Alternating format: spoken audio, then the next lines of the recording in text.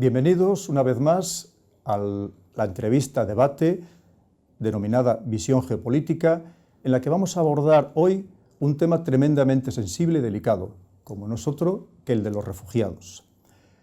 Y esta vez, si siempre lo hacemos con rigor y con seriedad, vamos a extremarlo todavía muchísimo más por un motivo muy sencillo. No estamos hablando de petróleo, no estamos hablando de gas, no estamos hablando de alimentos, estamos hablando de personas, de seres humanos, que merecen todo nuestro aprecio, nuestro cariño y nuestra consideración, y entre todos debemos buscarles las mejores soluciones posibles. Hay que pensar que esas personas no hacen ni más ni menos que lo que haríamos cualquiera de nosotros, intentando buscar una vida mejor para su familia y un futuro para sus hijos. Con lo cual, como digo, hay que hacerlo con el mayor de las seriedades. Para hablar precisamente de este tema tan sensible, tenemos a dos grandísimos expertos que conocen sobre el terreno la realidad de estos refugiados, como empezando por Rosa Meneses, que es periodista y redactora de Internacional de El Mundo, especializada en temas de Oriente Medio y Magreb desde hace 16 años. En 2010 fue galardonada con el primer Premio Nacional Nuevo Periodismo y en 2006 cubrió la guerra del Líbano y en los últimos años ha cubierto sobre el terreno las revoluciones árabes de Túnez, Libia y Siria, además de haber visitado, como digo, in situ, los campos de refugiados. Habla inglés, francés y árabe, lo cual le ha permitido también, con ese dominio del idioma, conocer mucho mejor la realidad de estas personas. Por otro lado, tenemos a Haitham Amirah, que es licenciado por la Universidad Autónoma de Madrid y máster en Estudios Árabes y Ciencias Políticas por la Universidad de Georgetown, en Washington, becado por la Comisión Fulbright. Asimismo, parte de su formación la recibió en la Universidad Libre de Bruselas y la Universidad de California en Los Ángeles. Actualmente es investigador principal del Real Instituto Elcano y profesor asociado del Instituto Empresa. Se ha especializado en relaciones internacionales, el Islam político y los procesos de transición hacia la democracia en el mundo árabe, región en la que ha residido durante más de 16 años. Por supuesto, lo conoce perfectamente el terreno. Temas sobre los que ha publicado numerosos artículos, coeditado libros y es comentarista habitual en medios de comunicación españoles e internacionales. Como estamos viendo, son personas que saben perfectamente de lo que hablan y más de este tema, como digo, tan sumamente delicado. Rosa, Haitham, bienvenidos y muchísimas gracias. Vamos a comenzar dirigiendo una pregunta a Rosa. ¿Hay alguna explicación de por qué este éxodo se produce precisamente ahora? Es decir, desde hace 4 años había refugiados en distintas partes o distintos países que bordean Siria. ¿Por qué se produce precisamente ahora? ¿Podemos pensar que ha habido algún interés por parte de algún país extracomunitario? ¿Podemos pensar que quizá Turquía ha reaccionado de esta manera, podemos decir, en una especie de venganza por no haberle permitido en su momento ingresar en la Unión Europea, un poco resentida por ese proceso? ¿Era porque Turquía ya no podía soportar el número de refugiados que tenía en su territorio? ¿Qué cree usted que puede ser? ¿Cuál puede ser la explicación para que se haya producido precisamente en este momento y no hace 2 años, por ejemplo? Bueno, es que yo creo que el flujo de refugiados nunca ha parado. Siria sigue produciendo refugiados y ahora las circunstancias de la guerra siguen provocando que la gente esté saliendo del país. Más de la mitad de la población de Siria ha tenido que huir de sus hogares por la violencia y son casi 12 millones. De esos 12 millones hay 4 en los países del entorno. ¿Qué ocurre ahora? Que esos países del entorno están demasiado presionados porque no alcanzan a poder ayudar y a poder asistir al gran volumen de refugiados que tienen en sus fronteras, y estos refugiados, como las ayudas no les alcanzan para mantener a sus familias, tienen que buscar otras vías. Entonces, muchos refugiados están saliendo ya de los países del entorno. Al mismo tiempo también están saliendo refugiados de la propia Siria, con lo cual se multiplica ese flujo, y yo creo que es un poco la consecuencia de ese cansancio de la zona, que es la que está soportando el gran peso de ayudar a estos refugiados, ¿no? La ayuda no llega, no se cubren las necesidades y la gente sigue saliendo y sigue habiendo violencia. Además, la guerra está llegando a zonas de Siria donde antes no había llegado. Ya se está acercando hacia la región de Latakia, que es la costa mediterránea, está un poco intentando entrar la guerra a estas zonas, y cuando antes había unas zonas seguras ya no lo son, entonces esta gente está saliendo, con lo cual yo creo que más bien yo lo atribuiría a todas esas causas. Y luego que si los países del entorno están quizá abriendo sus fronteras, es que tampoco, yo creo que ya no pueden más. Ha llegado un momento en que están demasiado presionados, tanto demográficamente como económicamente, para prestar esta asistencia. Muchas gracias, Rosa. Efectivamente, según informes de Naciones Unidas, parece ser que no estaban recibiendo ni el 10% de la ayuda que había solicitado Naciones Unidas para auxiliar a estos refugiados que vivían en unas condiciones pues, realmente penosas. Turquía, un país con 75 millones de habitantes, estaba acogiendo, como ya nos ha indicado Rosa, estaba acogiendo entre 2 y 2,5 millones de refugiados. En Europa, esta Europa unida, teóricamente, con 500 millones de habitantes, 28 países, nos estamos todavía planteando cómo nos vamos a repartir, y todavía sigue habiendo, acá ha habido un principio de acuerdo, sigue habiendo disputas internas sobre cómo nos vamos a repartir 120.000 refugiados. ¿Cree usted que esto es un síntoma más de que esta Europa no está tan unida como parece? ¿De que en realidad estamos dando un espectáculo penoso al resto del mundo, esta Europa que pretendemos exportar esos valores de respeto de los derechos humanos, de la importancia de la vida humana, de los principios y valores democráticos? Como digo, no estamos dando una imagen, quizás no es la mejor al resto del mundo, donde queríamos ser ejemplo, como puede ser en Iberoamérica, como puede ser en parte de Asia, en África. ¿Qué opina usted, Haitham? Bueno, en primer lugar quiero agradecer que se me haya invitado para participar en este debate y presentar algunas de las ideas, de los análisis que hacemos y de los que llevamos siguiendo mucho tiempo, lo que ahora de repente ha llegado a la opinión pública, y es lo que parece que ha chocado a esa conciencia colectiva en la Unión Europea desde casi el verano de 2015. Esto surge porque hay unas condiciones en las cuales Siria se está desangrando. También otros países del entorno, pero el incremento tan grande en el número de refugiados, y la mayoría de los que están llegando a las fronteras europeas son sirios. Siria se desangra y, como ha dicho Rosa, más de la mitad de la población de Siria durante los últimos 4 años y medio se ha visto obligada a abandonar sus hogares, o bien como desplazados internos, 8 millones o más, 4 millones de refugiados fuera del país. Esto equivaldría a 26 millones de españoles viviendo fuera de sus casas, obligados por la guerra en 4 años y medio. Esto nos pone un poco en las dimensiones del drama humano y la catástrofe que se está viviendo en Siria. La Unión Europea dice ser un actor global, dice tener una voluntad de ser un poder pacificador, normativo, y a pesar de ello ha permitido que haya tal desastre y catástrofe humana en su vecindario inmediato. Siria es vecindario inmediato de la Unión Europea. Siria ha sido un país miembro de la Asociación Euromediterránea, del Proceso de Barcelona, un país que está al lado.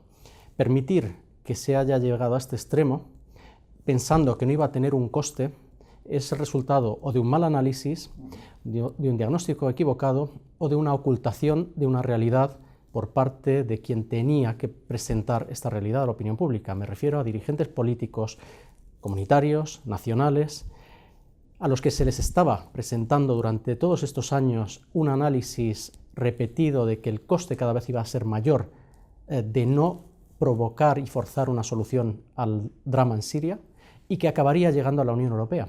Por desgracia lo estamos viendo, por ahora en forma de ola de refugiados, y seguramente esto no es el número más alto que hemos visto de refugiados que llegan a la Unión Europea, pero es que además tiene otras consecuencias muy negativas y muy destructivas, no solo para el entorno de Siria, como se decía, países vecinos que están, muchos de ellos al límite, Líbano, Jordania, sino que tiene otras manifestaciones muy negativas, como puede ser la radicalización, porque las condiciones y lo que está ocurriendo en Siria está llevando de forma inevitable, y esto es algo que estaba anunciado y repetido desde 2011, que esas condiciones llevarían a una radicalización y que esa radicalización no se iba a quedar limitada a las fronteras de Siria y que además la Unión Europea, tarde o temprano, iba a ser arrastrada a tener que intervenir de alguna manera en Siria y el coste de hacerlo, cuanto más tarde, iba a ser mucho más alto. Totalmente de acuerdo. Es cierto que muchas veces se preguntan si es que no hay analistas de inteligencia suficientemente capacitados para prever estas cosas. Sí que los hay, pero como sabe usted, tanto los analistas, sean militares o sean de los servicios de inteligencia, evidentemente dependen de una cúpula política. Y fíjese, hay un caso muy concreto de lo que usted decía, de cómo se ha querido tergiversar informes de inteligencia serios. Recientemente, 50 analistas de inteligencia estadounidenses han firmado un manifiesto diciendo cómo se había manipulado la información que ellos estaban dando real sobre la situación del combate que se está llevando contra el Estado Islámico, diciendo, se había manipulado en el sentido de que le habían hecho mucho más favorable de que se estaba acabando con el Estado Islámico. Y efectivamente diciendo que estaba acabando con el Estado Islámico y que se iba a estabilizar la situación en esos países. Tiene usted toda la razón. Muchísimas gracias. Rosa, hay quien piensa que puede existir una explicación para que ciertos países de la Unión Europea se hayan mostrado reacios o no hayan abierto los brazos como era de esperar a estos refugiados, especialmente, pues está claro claramente, pues Croacia, Hungría, República Checa, Eslovaquia, una serie de países que bueno, parece ser que su interés por acoger a estos refugiados es mínimo cuando no absolutamente nulo. Hay quien lo quiere explicar por dos motivos básicamente, una por razones históricas, porque estos países fueron los que en su momento frenaron la expansión del Imperio Otomano, es decir, la expansión del Islam dentro de Europa, y por otro lado porque estos países eran los que, no casualmente, recogían a la menor proporción de población musulmana dentro de sus fronteras, dentro de su territorio. Estamos hablando, así hay países como Austria o Francia, que ya el 6% de la población es musulmana. En estos países, en cambio, estamos hablando pues un 0,5% en Hungría, un 0,2% en la República Checa o un 0,05% en el caso de Eslovaquia. Eso puede ser una explicación, pero ¿usted cree que está justificado las medidas tan severas que se han adoptado e incluso el trato que hemos visto en algunos casos absolutamente inapropiado con seres humanos, con personas, de cómo se les ha tratado en estas fronteras? Claro, yo creo que ese trato no está justificado de ninguna manera. Son seres humanos que necesitan ayuda, son refugiados, en la mayoría no son inmigrantes económicos, son refugiados que huyen de conflictos tan sangrantes como muy bien decía Haitham, como el de Siria. En su mayoría son familias, la mitad de las personas que están saliendo de Siria son niños. Entonces, evidentemente, no está justificado este trato que han hecho estas imágenes que hemos visto, sobre todo en Hungría, pues bueno, con policías, con militares, tirándoles la comida desde las vallas y bueno, prácticamente como si estuvieran reprimiendo a otro ejército, ¿no? Lo que pasa es que, bueno, lo que se ha dicho ya, estos países ya han aducido varias razones para no querer acoger a estos refugiados y en la cumbre que ha habido ayer en la Unión Europea, en Bruselas, han dicho que ellos tienen razones de soberanía nacional y lo han dicho claramente, que no quieren acoger a musulmanes. Bueno, yo creo que habría que revisar muchas cosas del comportamiento de estos países. Y no sé, la verdad, cómo calificar esta postura, pero creo que la Unión Europea debería garantizar que estos refugiados puedan tener asistencia. Sí, yo creo que, añadiendo lo que dice Rosa, estamos en un mundo donde la imagen es lo que al final causa el impacto emocional primero y luego pues una movilización o una demanda de acciones, de pasos, de decisiones políticas para hacer algo. Por desgracia, Siria ha proporcionado imágenes de destrucción a lo largo de 4 años y medio que no se han visto fuera. y aquellas que se han visto han sido exclusivamente las que se han querido transmitir desde Daesh, el autoproclamado Estado Islámico, que son macabros spots publicitarios de decapitaciones y barbaridades. Eso es una realidad y es un desastre para los sirios y para toda la región y para el mundo. Lo que ocurre es que la mayor parte de las masacres de destrucción, tanto física del país como en vidas, han sido a manos del ejército de Bashar al-Assad y de aquellos grupos, milicias y matones que están del lado de Bashar al-Assad. Eso fuera o no se ha visto o no se ha querido ver. Para llegar a donde estamos de refugiados, de extremismo y demás, ha hecho falta primero una brutalidad en la respuesta por parte del régimen de Bashar al-Assad que inicia todas estas dinámicas negativas y que están llevando a la destrucción de Siria y llevando a Oriente Medio a una situación de extrema. Los refugiados que están llegando a la Unión Europea y a otras partes del mundo están llegando a todos lados, los sirios. Uno se los encuentra en los sitios que menos se puede imaginar. Se van porque muchos de ellos ya tienen la muerte garantizada en Siria. Quien carga con sus hijos, bebés, niños, y se juega su vida y la de los hijos cruzando mares o fronteras donde los van a tratar no como seres humanos, esos no son plagas, no son insectos, son seres humanos desesperados. Lo que también en las imágenes que nos han llegado estos últimos meses, hay, bueno, dos concretamente creo que han calado mucho. La de un niño pequeño de 3 años ahogado en una playa, y bueno, pues ha tenido un impacto muy fuerte. Pero también la imagen, el vídeo de un chaval, creo que de 13 años, sirio, hablando en inglés, como podía expresarse, diciendo que no queremos estar en Europa. Yo no quiero venirme aquí, quiero ir a mi país, parad la guerra en mi país. La clave no es repartirse o racanear unos cuantos miles de refugiados sirios, también de otros países, pero principalmente sirios, en este país europeo, en el otro.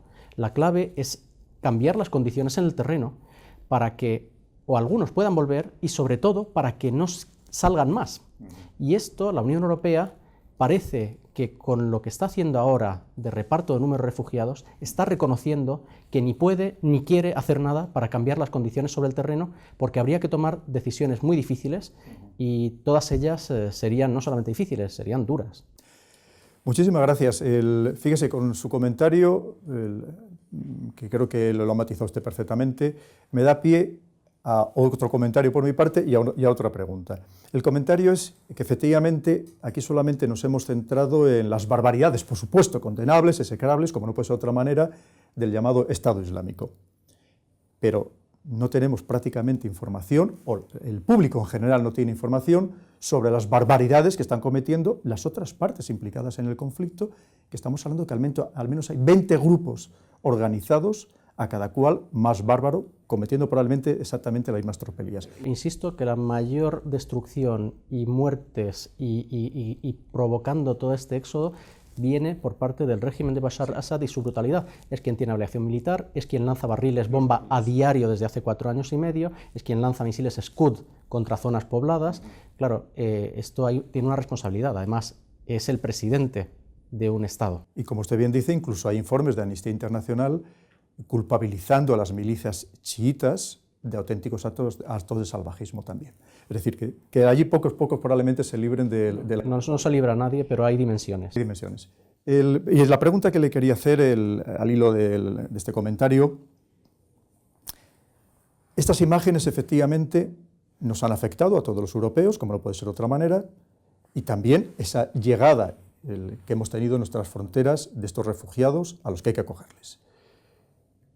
Una vez más, solamente nos importan las cosas cuando nos afectan directamente, porque a lo mejor estamos siendo injustos con todos los millones, que estamos hablando probablemente entre 4 y 5 millones de desplazados y refugiados que existen en África, donde también hay escenarios de conflicto, República Centroafricana, en Sudán del Sur, en Somalia, en Nigeria, en tantos otros escenarios. No estamos siendo a lo mejor, como digo, no prestándoles la debida atención a otros escenarios, porque ahora solamente nos hemos focalizado exclusivamente en los refugiados sirios. Bueno, yo no creo que Europa y con todas estas cumbres, estos sistemas de cuotas, esté solo focalizando en los refugiados sirios. De hecho, se habla poco de los refugiados sirios, se habla de inmigrantes, se habla de migrantes, o sea, tampoco se define bien quiénes son estas personas que están ahora pidiendo asistencia. Los periodistas y los analistas llevábamos mucho tiempo advirtiendo de la situación que se está produciendo en Siria, de las barbaridades de la guerra y de todas estas personas que necesitan ayuda. Y también lo estamos haciendo lo mismo con los conflictos en África. Y en las sucesivas olas migratorias, como se les ha llamado en el Mediterráneo, desde los medios de comunicación hemos advertido que se trata de refugiados en su mayoría. Yo creo que hay una cifra que es como el 60% de las personas que llegan por mar en el Mediterráneo son refugiados de distintos conflictos, Eritrea, Sudán del Sur, Siria, pero yo creo que desde Europa nos está reconociendo muy bien que se trata de personas que tienen derecho a asilo.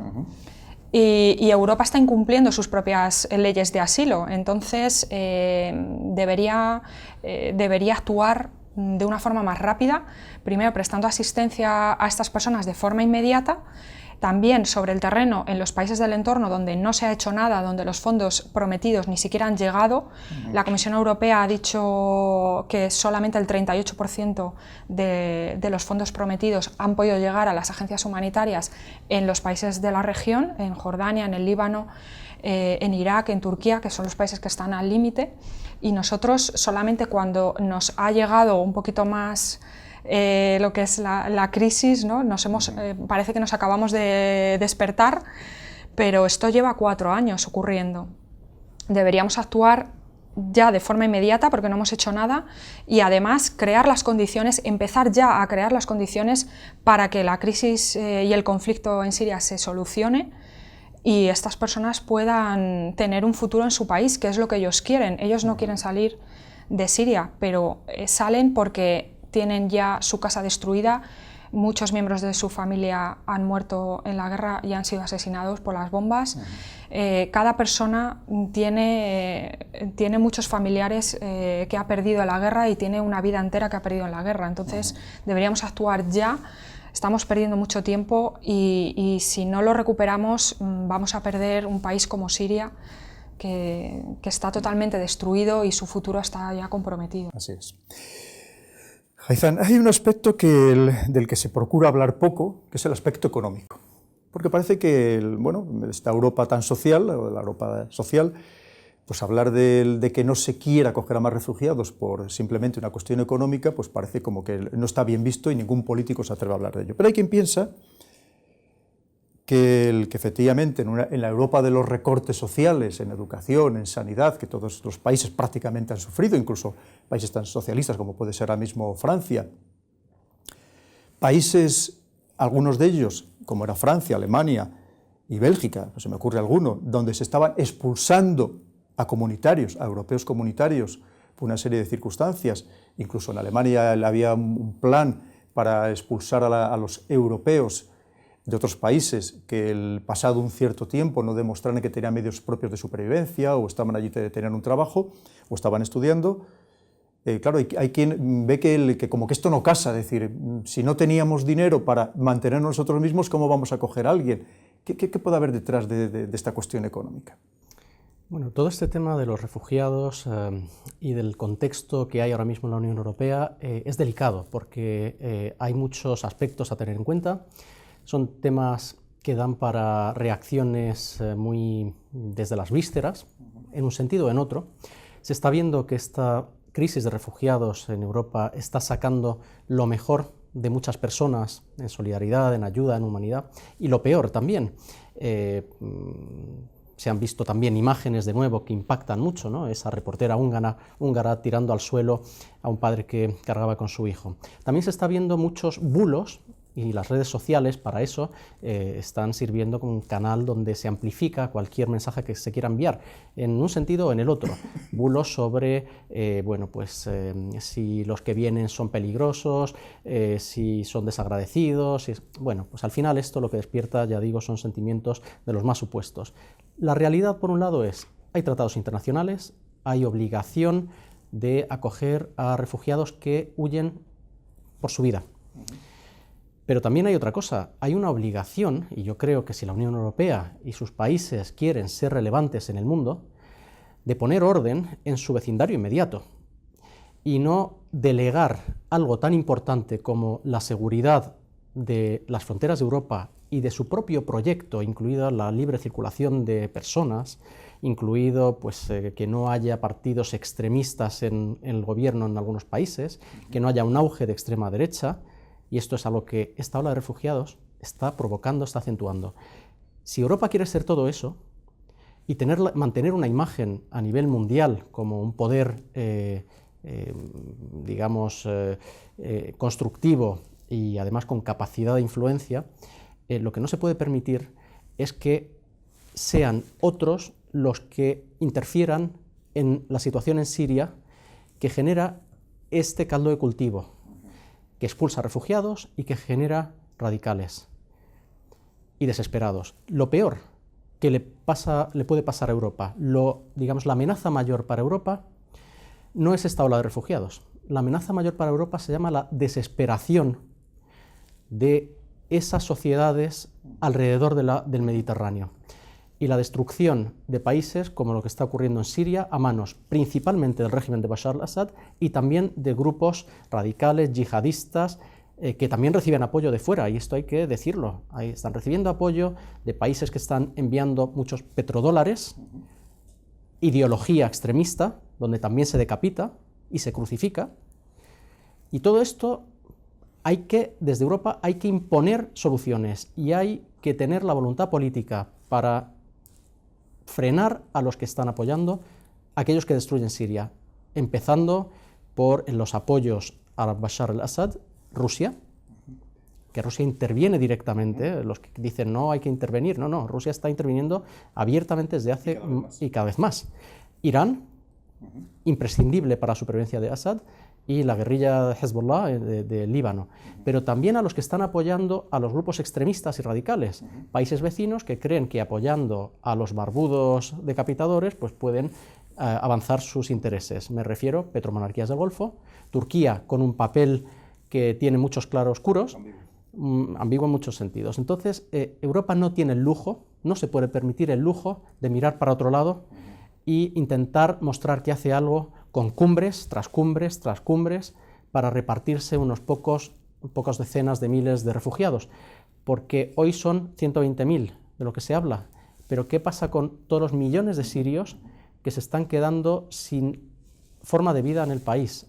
Bueno, pues esto o permitimos que estalle todo Oriente Medio, que es el siguiente paso, o Europa tiene que hacer algo y de nuevo cortar el apoyo que reciben los bandos que están destruyendo Siria. Y si se habla de negociar con Assad o no negociar con Assad, y de esto llevamos 4 años y medio, el debate es ¿se negocia o no se negocia? Y mientras tanto perdiendo el tiempo precioso, como decía Rosa, para soluciones, para que se frene la destrucción y la muerte en Siria. Bueno, con Assad se está negociando desde hace más de 4 años. Ha habido 3 enviados especiales de Naciones Unidas que se reúnen con su gente cada 2 por 3. A pesar de ello, la destrucción de Siria solamente ha ido a más, y a mucho más. Negociar con Assad mientras se le permite una impunidad total, masacrando a población civil, destruyendo zonas enteras del país, ¿qué negociación puede haber ahí? ¿Se negocia cuando hay voluntad de negociar y de hacer concesiones, o se negocia cuando no hay más remedio que sentarse a negociar? Assad no tiene ninguna de esas dos presiones ahora mismo y sobre todo tiene una sensación de impunidad. Terminaremos abundando con lo que acaba usted de exponer, pero ha dicho una cosa muy interesante. Dice que Europa, por supuesto, estoy totalmente de acuerdo, debe garantizar la estabilidad en la medida de lo posible en su entorno inmediato. Yo me atrevería a decir incluso más, y debe intentar no fomentar la inestabilidad, muchas veces de modo inocente y, digamos, impulsado por terceros, que ellos no van a sufrir estas consecuencias, pero que si nosotros sí que las estamos sufriendo y de un modo, como estamos viendo, dramático. También ha dicho una cosa muy interesante y le paso la pregunta a Rosa. Ha sacado el caso de esta persona siria que con su hijo en brazos está encadillado por una periodista. Evidentemente, también las imágenes tienen una gran resonancia mediática. Y en España se le acoge, se le hace entrenador de un equipo de fútbol en Getafe y además pues, se le entrega una vivienda y todos los beneficios sociales, entre otras cosas, agilizando su proceso de legalizar su situación de refugiado. Yo me voy a quedar sobre todo con la lección positiva. La lección positiva para mí es, una vez más, el altruismo y la generosidad que desplegamos permanentemente los españoles por sistema. Es decir, probablemente seamos el país más generoso y más desprendido que exista en el mundo. Eso, y por supuesto, el menos xenófobo y el menos racista, con mucha diferencia. Eso hay que decirlo abiertamente, porque allí donde hemos estado y con las fuerzas españolas desplegadas, así nos lo ha mostrado todo el resto del mundo. Pero claro, hay quien lo ve también de una manera, quizá, de que se ha hecho excesiva propaganda, que se ha aprovechado el eco mediático, porque hay quien cree que ha sido algo desproporcionado, es decir, ¿por qué a esa persona sí y a los restos de millones de personas no? ¿Por qué se le va a agilizar ese proceso precisamente y a los demás no? Y sobre todo, que hay quien cree que habrá españoles que se sientan maltratados, es decir, los españoles que se están desahuciando de sus viviendas, los españoles que no tienen empleo y que venga una persona de fuera al que se le da un buen empleo y se le entrega una vivienda. ¿Usted cree, cómo lo ve, Rosa? ¿Usted cree que ese es el ejemplo que debería cundir y que probablemente debamos tender a ello? ¿O por el contrario, efectivamente, ha sido un exceso de efecto propagandístico? Yo creo que deberíamos aprender de este caso y pensar que los refugiados sirios que vienen y que pueden venir a Europa no van a ser una carga en exclusiva. Siria es una sociedad, era antes de la guerra una sociedad muy bien educada, bastante preparada, y yo creo que Europa también debe ver, aparte de la parte económica de la asistencia que efectivamente van a necesitar, pero hay que ver una parte positiva, que es lo que pueden aportar estos refugiados a nuestros países. Son gente preparada, como hemos visto en el caso de Osama, entrenador de fútbol, pero hay gente muchísimo mejor preparada, profesores. Yo he visto en campamentos de refugiados en el Líbano, he visto profesores de matemáticas, he visto médicos, he visto profesores de árabe, he visto profesores de idiomas, gente que habla inglés perfectamente, y son personas que a nosotros nos pueden aportar también mucho. Y creo que ese lado está por contar. Creo que esa cara de la crisis de refugiados todavía no se ha visto lo que estas personas pueden aportar a nuestras sociedades. Y después es una sociedad muy emprendedora, la sociedad siria, pues ellos son muy emprendedores. Bueno, yo he visto en campamentos de refugiados cómo incluso han montado negocios, han montado ideas de emprendimiento para desarrollar sus capacidades, es decir, que en situaciones muy adversas son capaces pues de salir adelante, y eso es algo que nos pueden enseñar muy bien. Y deberíamos ver este lado e intentar también ver ese lado positivo, además de que son personas que lo que quieren es fomentar su país, desarrollar su país y poder vivir en él. No quieren venir aquí a quitarnos nuestras casas ni nuestro trabajo, sino que quieren un momento de tregua, un sitio donde poder traer a sus hijos para que no sean bombardeados, y después poder, yo creo que efectivamente hay que abundar a que se creen condiciones para que acabe este conflicto y todas estas personas puedan ponerse a construir esa sociedad que de nuevo tienen que reconstruir. Aquí hay que pensar, si me permite, hay que pensar también en largo plazo, porque está la inmediatez de la noticia, de la imagen, del impacto, también de la situación de necesidades que se pasan en nuestras sociedades europeas y que lleva una reacción en caliente, una reacción rápida, además sin conocer bien de dónde sale esto. O sea, de repente parece como que es algo que estos refugiados, pues antes no nos habíamos enterado y ahora este verano 2015 es cuando todo estalla. No, hay que conocer de dónde se viene y luego pensar en largo plazo. Rosa decía que esto también es una inversión en sociedades envejecidas, la española con una media de edad cercana a los 42 años, la alemana con una media de edad superior a 45 años, que curiosamente es el país cuyo gobierno, para nada un gobierno blando, está haciendo un esfuerzo para acoger un número importante, muy importante de sirios. Ahí también hay una especie de un interés económico. Quien sale huyendo de las condiciones de guerra y destrucción, jugándose su vida a la de sus hijos pequeños, esos son luchadores. Esos no son parásitos en su sociedad y seguramente lo más probable es que la mayoría absoluta de ellos tampoco lo serán en las sociedades de acogida. Quieren salir adelante.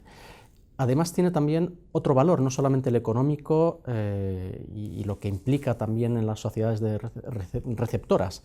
Tiene un valor pensando en el futuro. En algún momento tendrá que acabar la guerra en Siria y la destrucción del país. En algún momento habrá condiciones para reconstruir aquello que se está dejando destrozado y aplanado, ¿no? Entonces, también estas personas que han podido establecerse con sus contactos, con una vida profesional en países de acogida en Europa, también tendrán un papel importante en ese futuro cuando haya que reconstruir el desastre que se está dejando no solamente en Siria. Hablan árabe, se pueden mover por otros países del entorno. También estoy pensando a la hora de hacer reconstrucción, de hacer desarrollo en estos países en el futuro, de transferencia de conocimiento, de inversiones, de comercio. Al final, bueno, pues cuando hay más comercio es mucho mejor, porque significa que hay condiciones de prosperidad y estabilidad y desarrollo. También hay que pensar en eso de cara al futuro. Efectivamente, ha dicho usted algo muy importante. En el caso de Hungría, por ejemplo, es el país con menor índice de natalidad de Europa. Curiosamente, la llegada de inmigrantes, sean refugiados o como les queramos denominar, o del tipo que sean, le beneficiaría enormemente a Hungría. Es decir, no sería un lastre para el país, hasta un cierto número, por lo menos, determinado.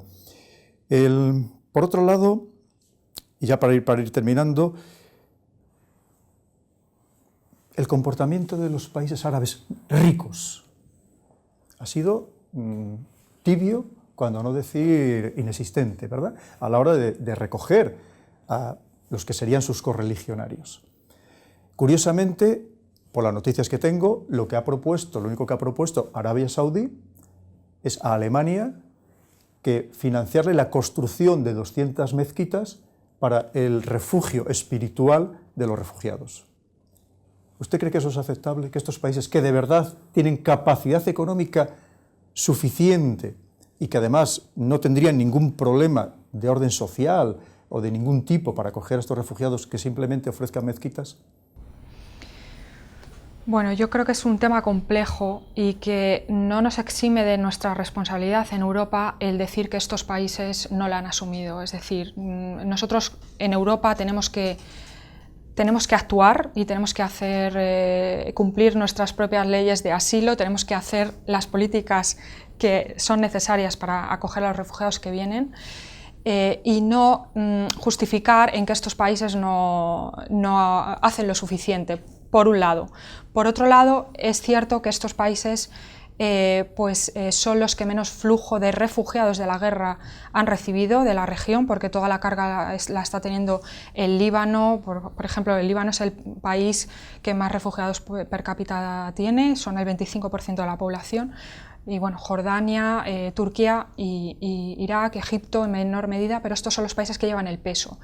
Los países del Golfo lo que han hecho es dar donaciones a las agencias de Naciones Unidas, y en concreto hay alguno de ellos que es, por ejemplo, en Kuwait, es el tercer donante de las agencias. Entonces, bueno, ellos han cumplido por ese lado, más o menos, ya han hecho más que otros países, ¿no? Pero es verdad que igual en sus tierras podrían acoger a más gente de la que están acogiendo. Lo que pasa es que hay que tener en cuenta que muchos de estos países no son democracias. Estamos hablando de Arabia Saudí, un país que no es democrático. Entonces, bueno, muchos refugiados ni siquiera quieren ir a estos países, o sea, que es que ni siquiera ni se plantean esa opción. Nosotros desde aquí los vemos como que sería más fácil para ellos acogerles porque tienen más afinidad. Bueno, yo creo que entre un sirio y un saudí tampoco hay muchas afinidades culturales, históricas, en fin, son sociedades muy diferentes. Luego también ellos tienen sus propios problemas que son, pues que bueno, las propiedades, las poblaciones autóctonas son minoría en sus propios países y tienen una mayoría de población inmigrante, que son la mano de obra, que son la población que levanta la economía de esos países. Entonces, bueno, hay quizá técnicamente hay muchos problemas para... Luego las leyes de refugio, asilo, pues en estos países no son igual que nosotros los europeos, vamos bastante más avanzado en todo este tipo. Sí, además, abundo un poco en lo que antes ha dicho también usted, que además la gente que viene efectivamente se podía considerar clase media y clase alta dentro de Siria, entre otras cosas porque el viaje les cuesta dinero y les cuesta mucho dinero.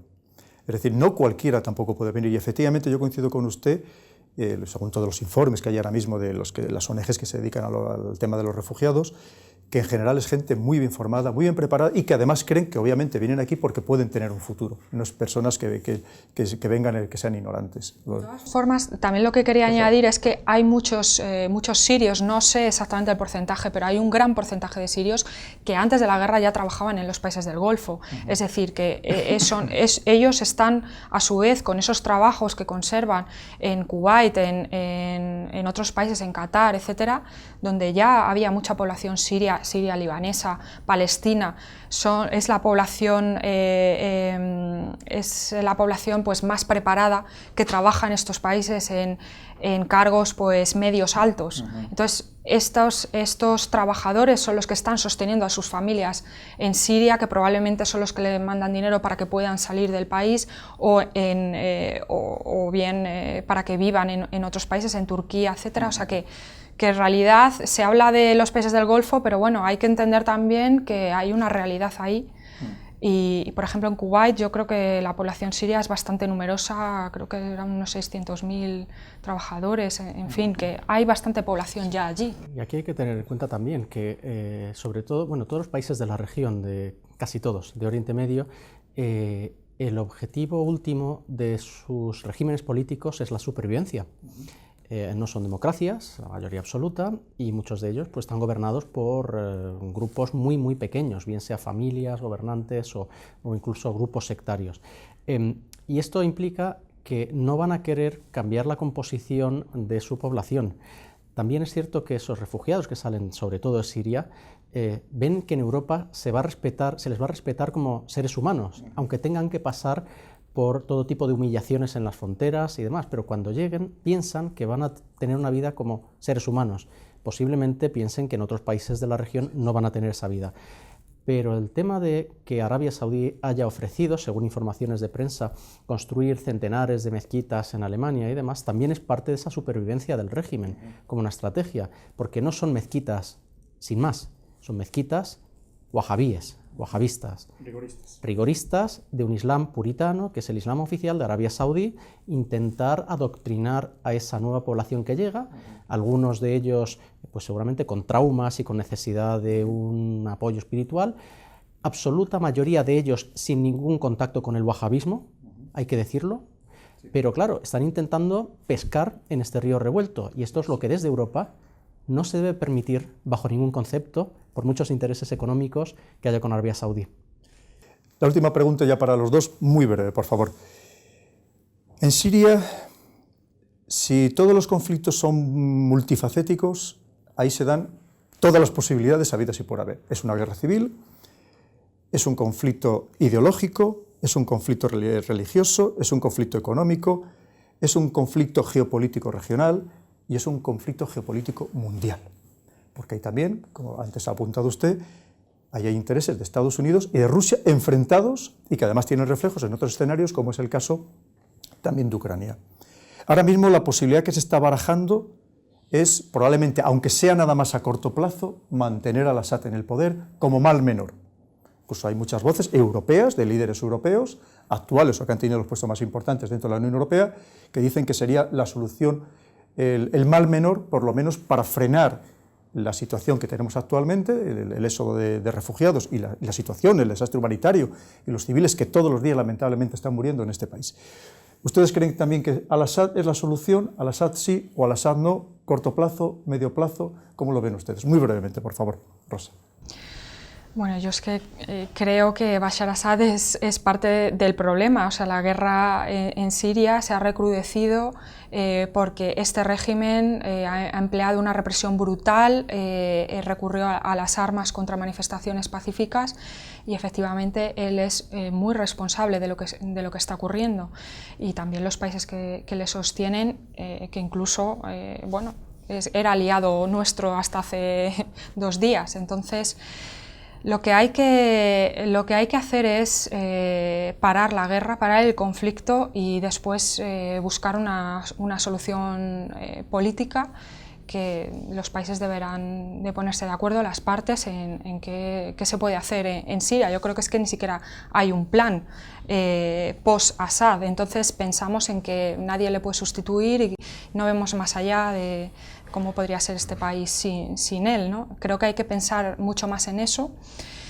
Y bueno, después yo me quedo también con lo que ha dicho hace unos días Carla Del Ponte, que ahora forma parte de una comisión de la ONU que está investigando los abusos contra los derechos humanos y los crímenes contra la humanidad que se está cometiendo tanto por parte del régimen como por otras milicias, pero sobre todo por la parte del régimen.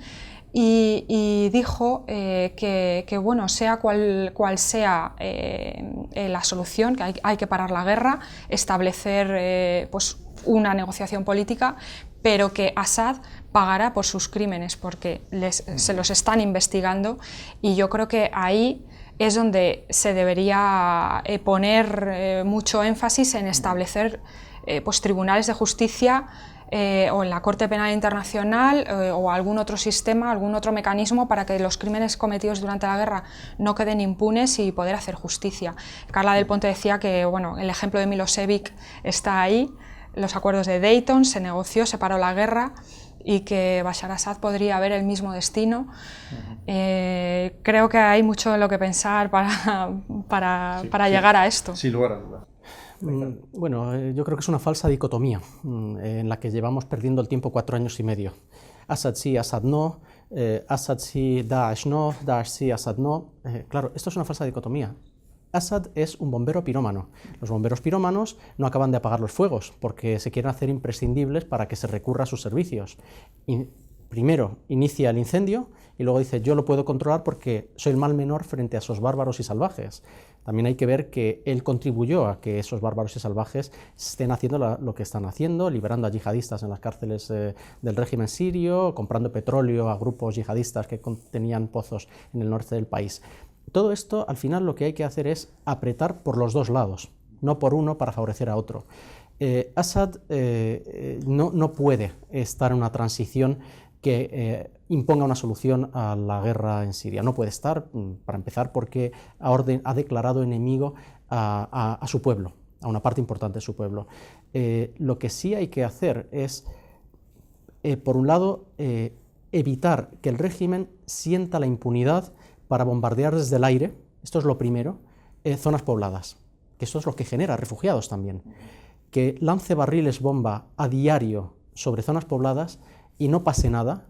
Mientras esto ocurra, no hay ninguna negociación que pueda servir, porque si se apoya a Assad, esto generará más rencor y más rechazo en los que están sufriendo las barbaridades de Assad. Tampoco la solución es apoyar a grupos yihadistas, evidentemente, porque si no, pues nos encontraremos con una Siria radicalizada y encima controlada por barbudos que quieran imponer una ley y un orden puritano, ¿no? Lo que hay que ir es por los dos lados. No hay una estrategia a día de hoy, a pesar de lo que diga el presidente Obama, ni aquellos que están en esta coalición heterogénea contra Daesh, el autoproclamado Estado Islámico, no hay una estrategia contra ellos. Y tampoco hay una visión de cuál es la Siria post-Assad. Y mientras se está perdiendo el tiempo en debates hasta hoy estériles, cumbres y reuniones en Ginebra 1, 2, yo qué sé, 3, ya no sé cuántas son, enviados personales de Naciones Unidas uno tras otro, que no dan resultados. Mientras esto está ocurriendo, la destrucción es mayor, las dinámicas destructivas cada vez son más profundas y el coste a pagar cada vez va a ser más alto. Muchísimas gracias. Pues con esto terminamos este interesantísimo debate, una vez más rogando a nuestros políticos que tengan la inteligencia suficiente sobre todo para garantizar la seguridad humana, para acabar con el desastre humanitario, porque lo que no nos podemos permitir, esta Europa de los valores y los principios democráticos, es que haya 300.000 muertos en un país que tenemos a muy pocas horas de distancia de vuelo, en avión, o simplemente que haya esos millones de refugiados que viven en situaciones penosas. Tenemos que ser capaces de, entre todos, instar a nuestros políticos, como decimos, a buscar soluciones que no son sencillas, pero que se deben encontrar, porque para eso les estamos pagando el sueldo. Muchísimas gracias y una vez más les hemos aportado datos, les hemos aportado información, les hemos aportado análisis, pero que sean ustedes mismos los que saquen sus propias conclusiones y, como digo siempre, no se dejen manipular. Muchísimas gracias, Rosa. Muchísimas gracias, Haitham. Gracias.